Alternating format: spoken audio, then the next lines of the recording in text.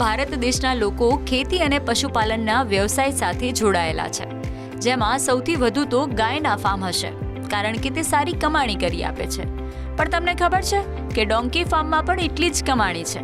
તો તમને વાત કરું બનાસકાંઠાના પાલનપુરમાં આવેલા ગઢ ગામની, જ્યાં જગદીશભાઈ પટેલ ડોંકી ફાર્મમાંથી સારી એવી કમાણી કરી રહ્યા છે.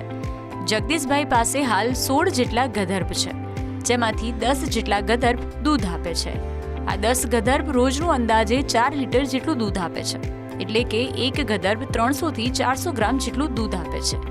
આ દૂધ 2 મહિના સુધી સંગ્રહ કરી શકાય છે.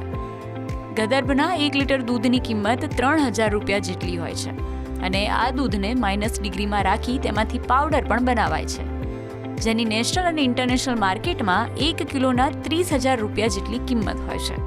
આ ગધર્ભના 1 લીટર દૂધમાંથી માત્ર 10 ગ્રામ પાવડર બનતો હોય છે. ખેડૂતને એક ગધર્ભ પાછળ રોજનો 1500 થી 2000 રૂપિયા જેટલો ખર્ચો થાય છે, એટલે કે મહિનાના 60,000 રૂપિયા જેટલો ખર્ચો થાય છે. મને સોશિયલ મીડિયાના માધ્યમથી અને યુટ્યુબ ઉપર વિડીયો જોઈ અને મને બધો વિચાર આવ્યો કે આ ધંધો આપણે પશુપાલનનો છે અને સારો છે, તો મેં નક્કી કર્યું કે ચલો આપણે પણ ડોંકી ફાર્મ બનાવીએ. આમાં 8 થી 10 લાખ રૂપિયા જેવો ખર્ચો થાય છે ફાર્મ ભરવામાં. મારી જોડે 16 છે. દૂધની આવક સમજો મેં 3.5 થી 4 લીટર દૂધ છે મારી જોડે, અને 2500 રૂપિયાનો ગણતરીથી મૂકીએ તો એ પ્રમાણે મારી 2000 રૂપિયા જેવો ખર્ચો આવે છે.